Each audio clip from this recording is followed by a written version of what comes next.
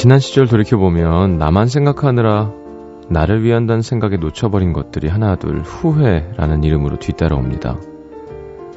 내게 중요하지 않다는 이유만으로 놓쳐버린 소중한 것들, 내가 힘들다는 핑계로 돌아보지 못한 누군가의 마음, 나 때문에 상처받고 떠나간 사람들. 그렇다면 평생 내가 아닌 다른 사람들 때문에 다른 사람 위하느라 수많은 것들을 놓치고 만 사람의 인생은 어떻게 되죠? 오늘은 영화 속으로 다른 사람을 위한 희생으로 너무나 많은 걸 놓쳐버린 집사를 만나러 가겠습니다. 김혜리의 영화 사람을 만나다.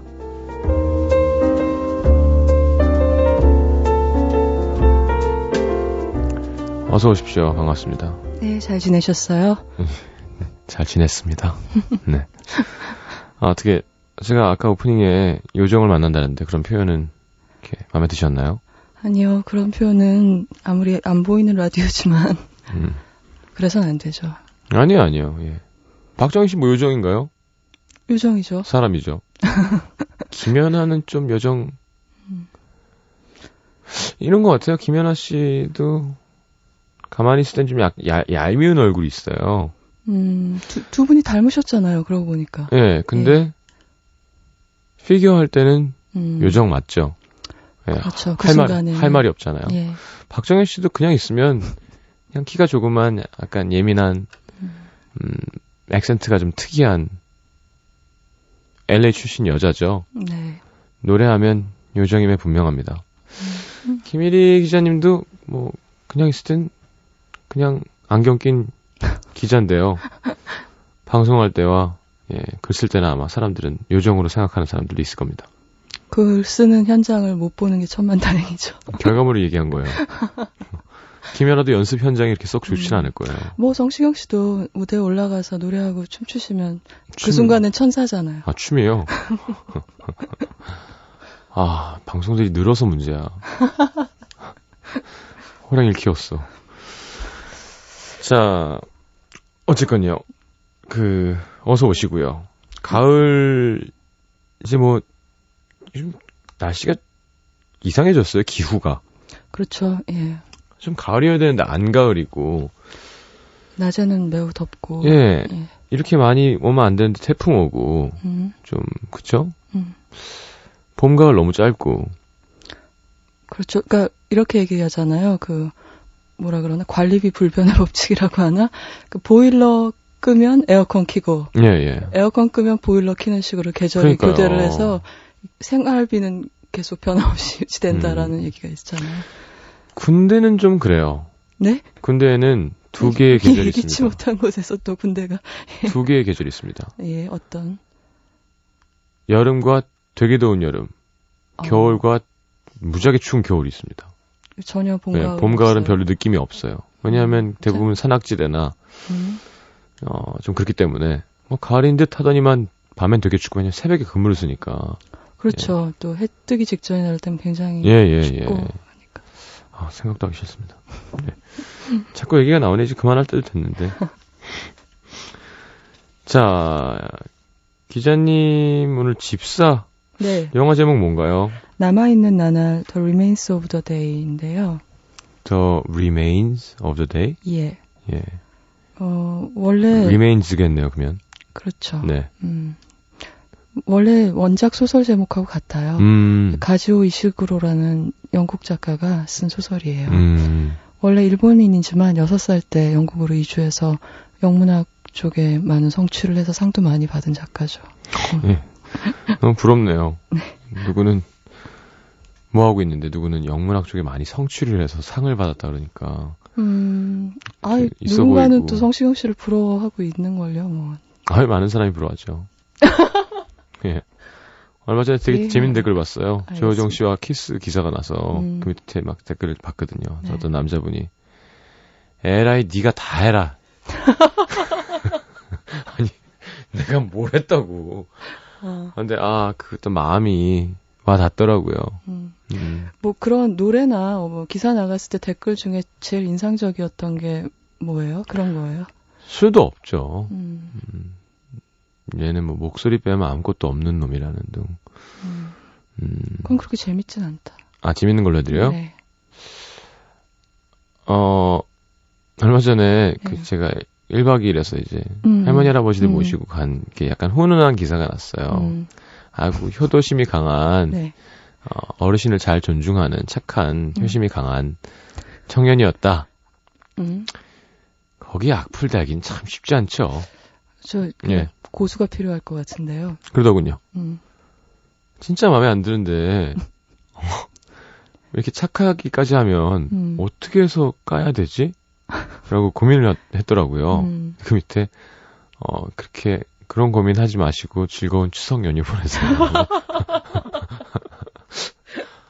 아니 이게 참 쓸데없는 버릇인데 네. 이동간에 자꾸 보게 되는 거죠. 이것도 군대 영화예요. 예.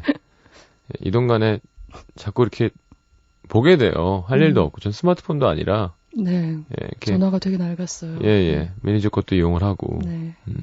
남의 요금으로. 제 정액제 계약하고 상관없어요. 예.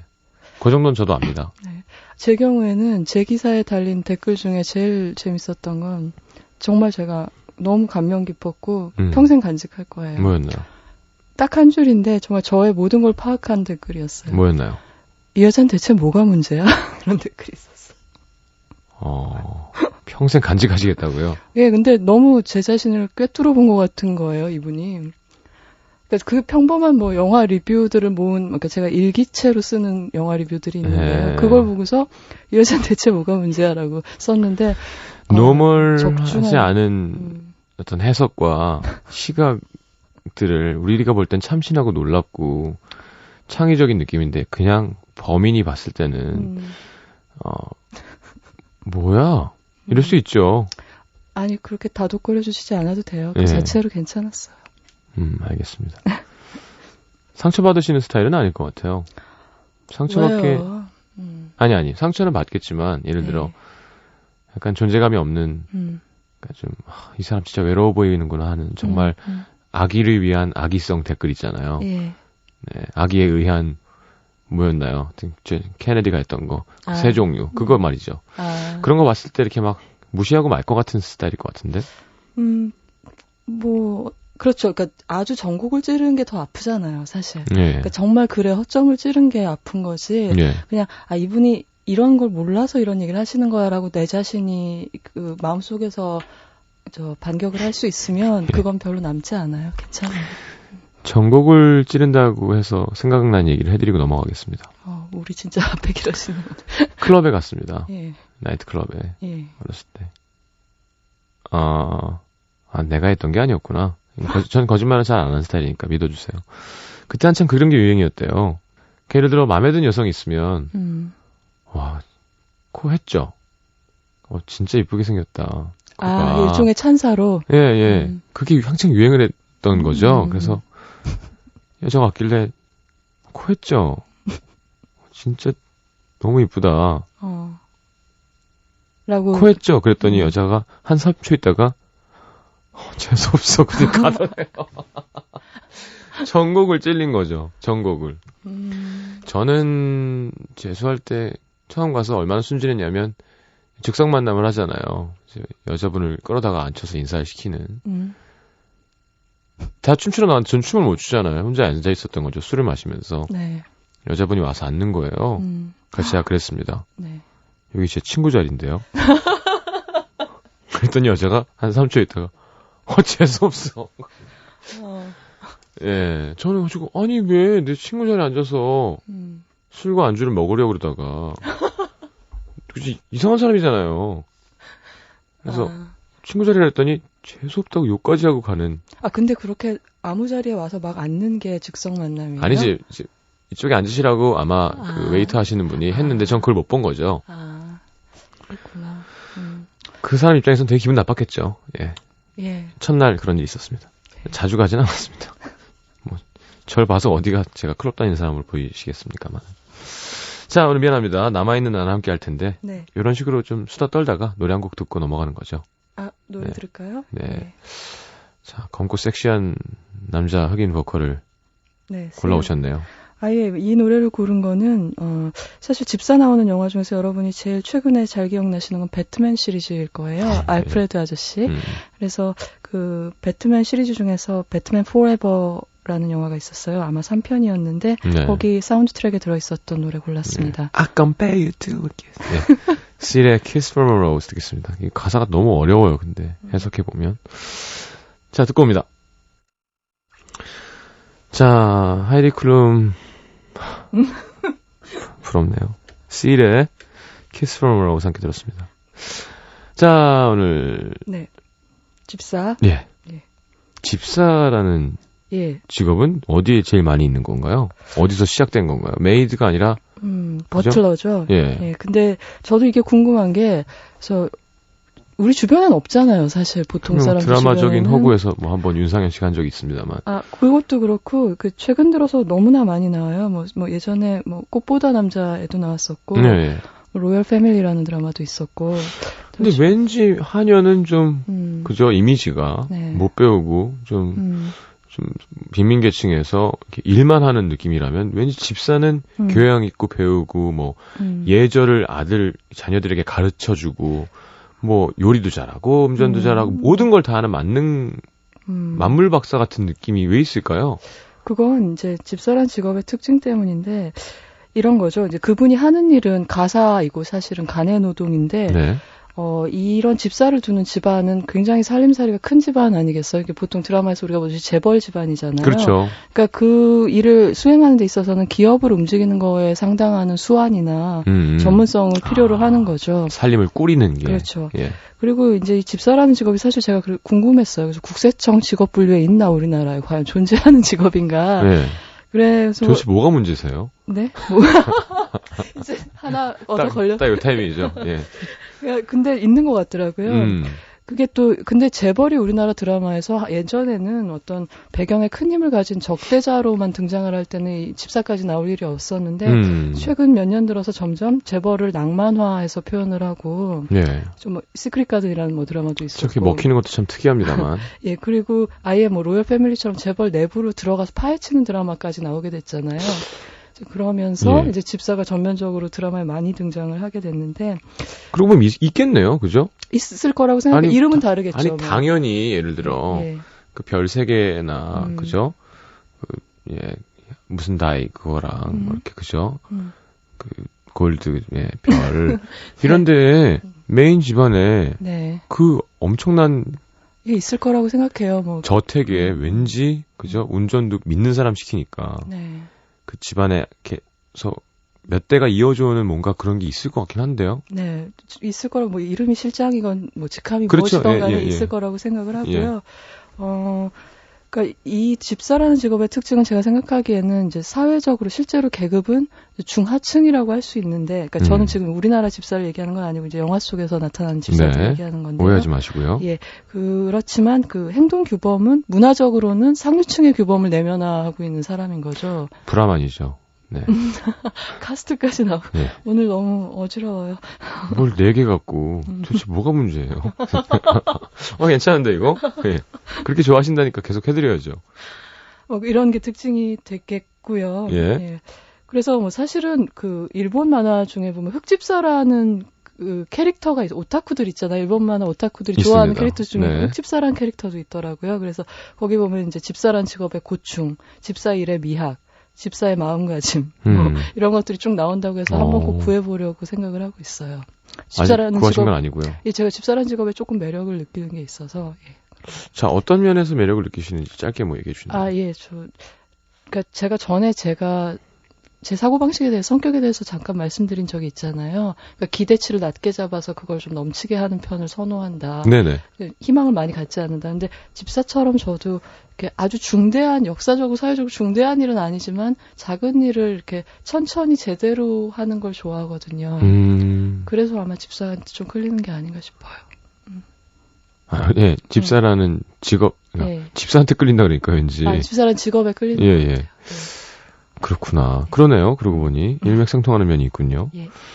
자, 일단 집사라는 것에 대한 얘기는 했고요. 저희가 확실히 앞에 좀 많이 떠들었네요. 우리 시간 어떡하지? 아니, 시간 많아요. 예. 노래 한 곡 듣고 네. 본격적으로 2부에 넘어가서 예. 영화 얘기 나누겠습니다. 노래는 이건 또 왜 나온 거죠? 동물원의 표정인데요. 예. 슬픈 날엔 슬픈 표정, 기쁜 날엔 기쁜 표정, 솔직해진다고 네. 행복하지 말란 법은 없잖아 이런 가사였던 것 같아요. 제 기억에. 그래서 이제 자기 감정을 제대로 표현 못했던 인물에 대해서 오늘 얘기를 할 거니까 한번 골라봤어요. 그래요. 뭐 듣고 보면 항상 어떻게든 갖다 오지. 좋은 선곡입니다. 자, 동물원의 표정 듣고 우리 2부에 다시 올게요. 자, 일단 김혜리 기자와 함께하고 있습니다. 영화에 대한 줄거리 들어야죠. 항상 그렇듯. 예. 이 영화는 1956년쯤에 시작을 해요. 네. 그래서 그 잉글랜드의 아주 유서 깊은 달링턴 홀이라는 저택의 주인이 바뀌는 거죠. 뭐 물건도 경매를 해서 팔아넘기고. 네. 그래서 그 홀을 소유주였던 귀족이 대신에 어떤 미국인 주인이 새로 이 저택의 주인이 되는데요. 그 집하고 계속 같이 일을 해온 나이든 집사 스티븐스를 그냥 계속 고용을 승계하는 거죠. 그래서 그한테 계속 살림을 돌보도록 하는데 이제 이 집사가 새 주인한테 얘기를 하기를 우리한테 지금 유능한 가정부가 매우 필요한데 마침 오래전에 이 저택에서 일을 잘하다 그만둔 미스 켄튼이라는 분이 이제 복직 가능성을 타진하는 편지를 보내왔다. 한번 내가 그녀를 만나보고 기업인데요. 오면 만나보고 오면 어떻겠냐 그러면서 이 할아버지 집사님이 엿새 동안 생애 처음 여행을 떠나게 되는 거예요. 근데 사실 이 여행에는 이 집사가 말하지 않았던 어떤 개인적인 설레임이 들어있어요. 잠재돼 있어요. 그리고 그때부터 영화는 플래시백으로 과거로 돌아가게 되는데 그 문제의 미스 켄튼이 처음에 이 집에 와서 고용됐던 그 시점으로 돌아가게 되는 거죠. 네. 이제 그 당시는 이제 1920년대 초반으로 돌아가게 되는 건데요. 그때도 스티븐스는 그대로 이제 집사로 이 집에서 일을 하고 있었고 마침 가정부랑 그 언더버틀러라고 하는데 부집사가 서로 사랑에 빠져서 결혼을 하는 바람에 두 명의 티오가 생긴 거예요.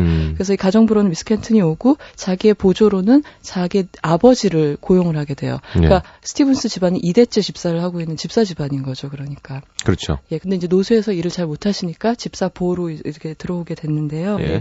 근데 이제 어느 날부터 제가 이 빈자리가 나게 된 계기가 가정부랑 부집사가 사귀어서 그렇게 됐다 그랬잖아요. 근데 이런 사태는 이 스티븐스가 아주 좋아하지 않는 사태예요. 사내 연애. 그렇죠. 사내 연애죠. 그러니까 스탭들이 서로 사귀면 집안 꼴이 엉망이 된다 이런 신조를 갖고 있거든요. 그렇죠. 근데 어느 날부터인가 이 미스 켄튼이 이제 이 집사의 방에 이렇게 신선한 꽃을 갖다 꽂아주기 시작하고 이 스티븐스는 이제 은식기 같은 거 닦다가 갑자기 물끄러미 창밖으로 정원을 가로질러가는 미스 켄튼을 바라보고 있는 자신을 발견하게 되고. 안 돼. 그렇게는 안 되는 거예요, 또. 근데 그렇게 하는데 서로 이렇게 두드러지게 감정을 노출하지 않아요. 근데 이제 한편에서는 아버지가 점점 병약해지고 노쇠해져서 자꾸 실수를 저지르게 되는데 미스 켄튼은 그거를 이제 직접 치운다거나 사람들 앞에서 이 실수를 알리는 게 아니라 와서 넌지시 스티븐스한테 일러주는 거죠. 뭐 쓰레바지가 2층 계단에 놓여져 있는데 한번 가보라는 둥 뭐 이런 식으로. 그래서 이제 둘 사이의 감정이 자라나는데 여자는 분명히 이 냉정한 남자는 어떤 따뜻한 것이 들어있다는 걸 아는데 그걸 어떻게 끌어내야 할지 방법을 모르고 남자는 자기 안에 감정이 뭔가 이상한 일이 일어나고 있다는 걸 아는데 그걸 인정할 수가 없는 거예요. 평생을 그렇게 직업적으로. 살아왔기 때문에. 그래서 이제 그 여자는 이제 더 이상 기다릴 수가 없어서 다른 남자의 청혼을 받아들이게 되죠. 그리고 와서 통곡을 하면서 밤에 울고 있는데 뭐라고 말을 해줘야 될 것만 같아서 그 집사가 그녀의 방으로 들어가서 이렇게 다가가서 결국 끝내 하는 말이 뭐냐면 저 간이 찬고 청소 좀 해야 될 것 같다고 그러고서 나오죠. 그래서 결국 그렇게 헤어졌던 거예요. 서로 말을 못하고. 근데 다시 이제 그 엿새 동안 여행을 통해서 할아버지와 할머니가 돼서 재회를 하게 되는 거죠. 그래서 다 우리에게 남은 가능성이 있을까 이런 생각을 하면서 스티븐스는 설레는 마음으로 그녀를 찾아가게 되는 짠하다 벌써. 그런 얘기입니다. 답답하네요. 영화 친구가 떠오릅니다. 친구요? 미안한데 와서. 야, 그러지 말자 우리 해야 되는데 와서. 상태가 왔던데 다 모여서 술 먹기로 했다고 그러니까. 그래. 보고. 이게 자기도 가고 싶고 뭐 표현 못하는 거잖아요. 약간 그 뭐 직업적인 이유는 직업적인 이유구나. 근데 여기 마찬가지예요. 지금 말씀하신 친구의 그런 의사소통의 문제는 사실 경상도 남자의 기질하고 관련이 있는 거잖아요. 그렇죠. 근데 지금 이 집사의 이런 성격도 사실 영국인의 습성하고 많은 관련이 있어요. 네, 영국인의 습성도 물어봐야겠네요. 네, 그래서 스티븐스 캐릭터를 설명을 드리면서 제가 그 얘기를 같이 하면 될 것 같아요. 감사합니다. 시간을 좀 가지시고 천천히 하셔도 돼요. 마음이 좀 급하신 것 지금 같아요. 마음이 급해요. 시계를 보고 있어요. 이 시계 잘못된 시계입니다. 아, 정말요? 예. 다행이다. 저 스티븐스의 일단 특징은 뭐냐면. 유도 잘못된 시계. 네. 아니에요. 예. 아니, 괜찮습니다. DJ를 믿으세요, 시간은. 네. 이게 배려심이 너무 세셔서 그래. 그건 제 몫입니다. 예. 예. 빨리 할게요. 아니. 천천히. 물도 마시면서 천천히 하셔도 돼요. 네. 네. 스티븐스라는 이 집사의 특징은 이 직업적인 실존이 개인적인 실존에 앞선다는 점이에요. 그래서 예를 들면 이 일하는 동안에 아버지가 임종을 맞는 장면이 있어요. 근데 아버지가 이렇게 숨이 막 넘어가는데 그 저택에 찾아온 손님 중에 한 사람이 구두가 작아서 발이 부었다고 소금물을 갖다 달라 그러거든요. 근데 아버지한테 안 가고 손님한테 서빙을 먼저 하는 거예요. 예. 그러면서 이제 미스 켄튼한테 그러죠. 아버지도 내가 일하기를 원하셨을 거라고. 자기 합리화. 근데 그게 사실 이 원작 소설에 보면 이런 대목이 나와요. 위대한 집사는 오직 영국에서만 나올 수 있다. 왜냐하면 영국인들은 감정을 절제를 잘하기 때문에 이런 구절이 나오거든요. 그러니까 뭐 이런 특징이 하나가 있고요. 그다음에 두 번째 이 스티븐스라는 남자의 특징은 스스로도 속여요. 자기 행동의 진짜 목적이나 감정의 실체에 대해서 자기 자신도 속이는 거죠. 그러니까 예를 들어서 켄튼 양을 찾아가는 그 엿새 여행을 떠나면서 어떻게 스스로에게 얘기를 하냐면 그녀가 보고 싶으라고 얘기를 하는 게 아니라 여러 가지 여건을 검토해 볼 때 이 여행을 떠나지 말아야 할 이유는 별로 없다. 뭐 이런 식으로 얘기를 하는 거죠. 답답하다 진짜. 그리고 그녀에게 미스 켄튼에게 당신이 소중하다는 얘기를 어떤 식으로 하냐면 당신은 아주 중요하고 정말 센스 있어요. 이럴 때 보면 당신은 이 저택에 아주 중요해요. 그러니까 영어로 얘기하면 그게 부사가 뒤로 가니까 You mean a great deal to this house 이렇게 되는 거예요. to me 해야 되는데 그래서 이런 사람인 거죠. 그러다 보니까 이제 제가 좋아하는 장면 중에 하나가 이 집사가 연애 소설을 읽다가 켄튼 양이 갑자기 방에 들어와서 들키는 장면이 있어요. 근데 그 사실을 이 남자는 너무 견디기 힘든 거죠. 내가 이런 소설을 읽고 있다는 걸 남이 봤다는 것 자체가. 집산되나. 근데 켄튼 양은 무슨 책인지 모르고 다가와서 뭘 봐요? 무슨 책 보세요? 이러면서 이렇게 그 책 표지를 뺏어보려고 하는데 그때 이 남자의 표정은 마치 맹수한테 잡힌 토끼 같아요. 어쩔 줄 몰라요. 방 구석에 몰려가지고 덜덜 떨고 있어요. 그런 걸 보면은 얼마나 감정을 다루는데 서투른지 알 수 있죠. 그리고 또 특징은 이 상대방에 대한 관심을 이건 영국인들의 전반적인 특징이기도 한데 이렇게 뭐 아첨을 한다거나 이렇게 좋은 말을 해서 하는 게 아니라 논쟁을 한다거나 거짓 냉소를 한다거나 거짓 공격을 한다거나 뭐 이런 식으로 표현을 하는 거예요. 그게 멋이라고 생각하는 경향이 있죠, 그쪽은. 이제 그건 뭐냐면 이제 사교술이 굉장히 안 발달돼 있고 내가 친근하게 다가갔다가 창피를 당하는 사태를 세상에서 가장 끔찍한 어떤 재앙으로 생각을 하기 때문에 그 영국인들이 방어 기제로 그때 들어오는 것이 아이러니하고 유머예요. 그래서 같은 말도 그냥 하는 법이 없죠. 꼭 아이러니를 섞거나 유머를 넣거나 그리고 그들의 특징은 딴 나라 사람들도 물론 아이러니를 구사를 하는데 그 사람들은 이제 말을 하면서 이게 아이러니예요라고 표현한 제스처를 막 넣거든요. 근데 영국 사람들의 특징은 이게 진담인지 농담인지 아주 구별할 수 없게 얘기를 한다는 거죠. 그래서 외국인들은 당황할 경우도 많이 있는 거죠. 그렇죠. 뭐 정확한 옛날식의 그런 뭐 정치인들이나 왜 그런 서로 던지는 냉소와 유머와 아이러니의 느낌은 아닙니다만 왜 휴 그랜트가 할리우드 영화에서 빛나는 이유 중에 하나는 그런 대사를 해낼 때 뻔한 대사를 안 하고 꼭 꼼이 있잖아요.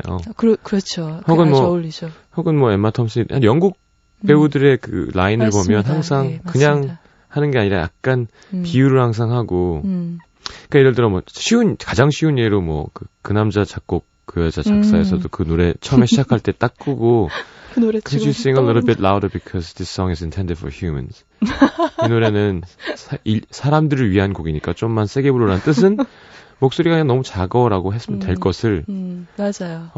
아니 혹은 곤충한테 들려줄 거야? 라고 하지 않고 이거는 인간한테 들려줘야 되니까 라고 말하는 뭐 그런 미트가 끝없이 있잖아요. 왜? 휴 그랜트의 그 말에는 그런 거보다 약간 그게 어디서 근원이 됐는지를 좀 얘기해 주시는 느낌인 것 같아요. 네, 맞아요. 네. 그러니까 뭐 이런 뭐 영국인 습성이 영국 배우의 연기라든가 지금 남아있는 나날의 집사 캐릭터 같은 데 들어있다고 보면 되고요. 또 스티븐스 집사에 대해서 제가 꼭 말씀드리고 싶은 중요한 캐릭터 요소는 뭐냐면 계급 의식의 문제인데요.